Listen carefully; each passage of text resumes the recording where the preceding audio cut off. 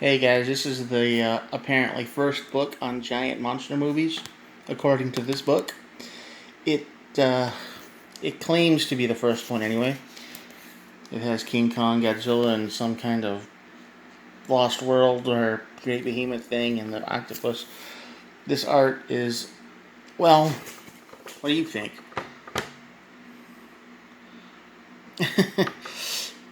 I've seen self-published books with better covers. I'm not gonna lie. And this, I believe, this is the author. The the book has 5 chapters. It's an illustrated survey, apparently. Godzilla makes it to chapter 4. You would think he would be higher in the list, but no. Because the silent movies have to come first. Here's some of the pictures it has in it.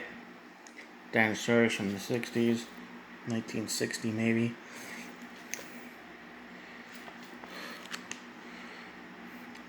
King Kong. This is chapter 2.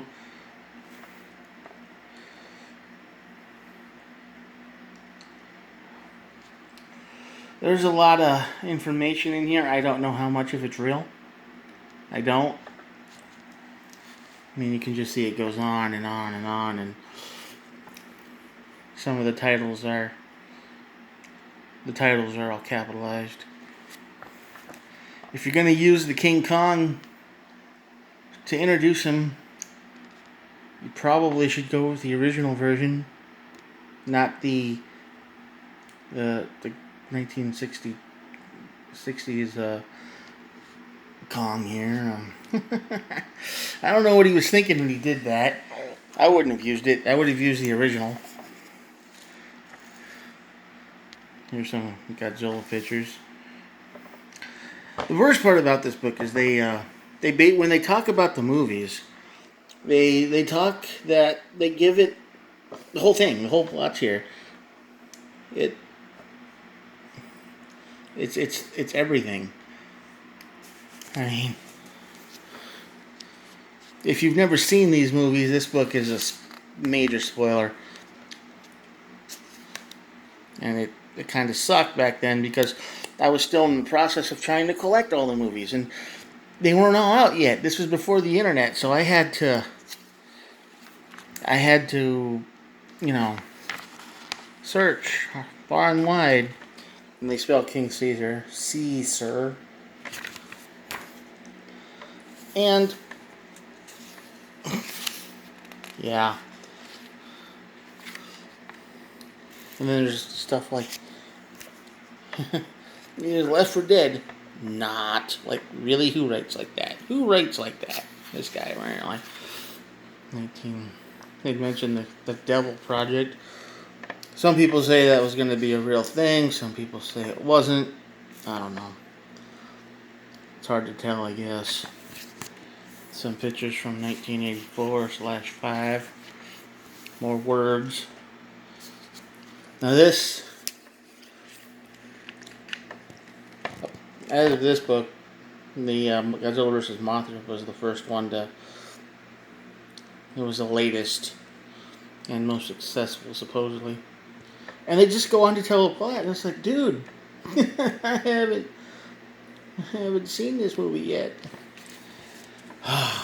But back then, I probably read about all the Godzilla movies before they even came out. I mean, these guys just go through everything and tells it all. Now this is interesting. Apparently, right here, TriStar Pictures recently acquired the rights to the characters in the first 15 Godzilla movies for an upfront payment of $400,000. So, this guy apparently thinks that, or he thought that there could have been a huge American monsterverse back in the 90s. And it was supposed to be directed by Tim Burton, which we all know how that turned out. And he hopes that at the end there that it'll revive an entirely new series, which we know it did, but not in the way we hoped. not in the way we hoped at all. I mean, the rest of these are just odds and ends, giant bugs. It from Beneath the Sea, which is a good one. I think It from Beneath the Sea actually has a Godzilla reference into it. I'm not sure. There's a part where they're talking about a shipwreck off the coast of Japan, and it's very subtle, but I think you'll catch it if you watch the movie again. But you should watch the movie again. It's a good movie. Sorry, it's just me and a cell phone here. Like tentacles and I mean he just tells the plot of all these stories in these movies. Like if you've never seen these, you really don't have to anymore. But yeah.